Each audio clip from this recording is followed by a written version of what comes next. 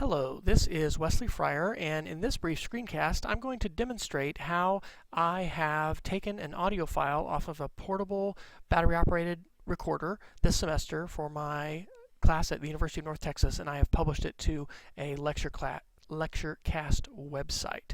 So the first thing is I need to get my audio file, and I need to take that file off of the device. So I've plugged it in. I am using a Sony recorder, and I need to go into the folder where I've recorded my file, and here it is.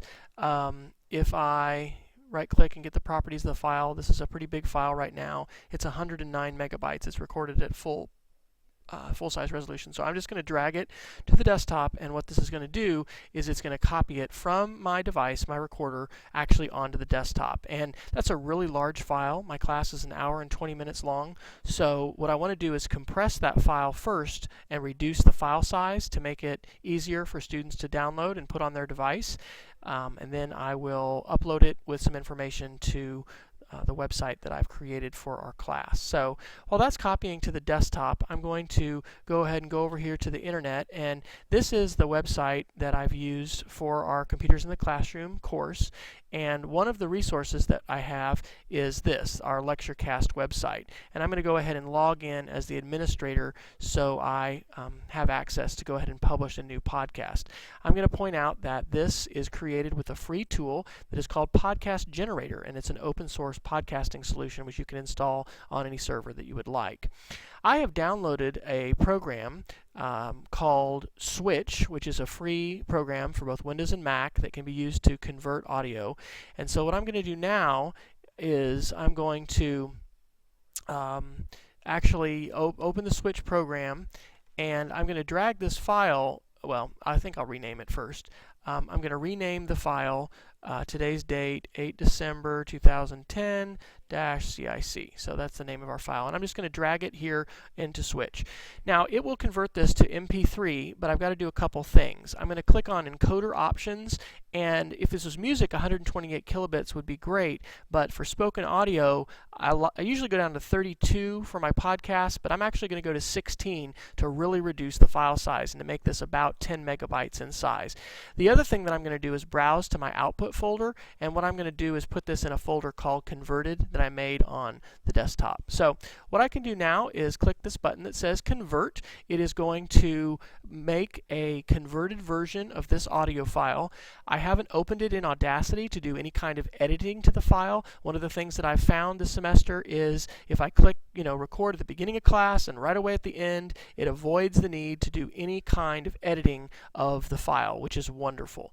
So while that is converting, we'll go ahead and go over to the internet and go back to our podcast generator page. And what I want to do here is click on New Podcast, and I'm going to copy and paste some information. Now, I'm going to get the file and browse to it just like it was an attachment here in a minute. But what I need to do is get our course information. And so I have really just copied this information from our website, and I put this here as the title. And I'll just say last lesson. This is the last lesson of the semester. And I like to choose to add extra information because what this lets me do is highlight all of the links and things that I've put on this wiki and simply paste them in. And I don't have to recreate those. Those are just going to be pasted in, and I'll just leave all of those in so that students will be able to access those there. So I next need to find the file, and if I reduce the size there, it's actually converted. I'll close this up and open my converted folder. And if I can resize this, I've got just 45 seconds left. I'm going to get the properties here and see that my file size is less than 10 megs. It's down to 9.14 megs. So what I'm ready to do is browse to my file. It is on my desktop in my converted folder. If I can find that folder.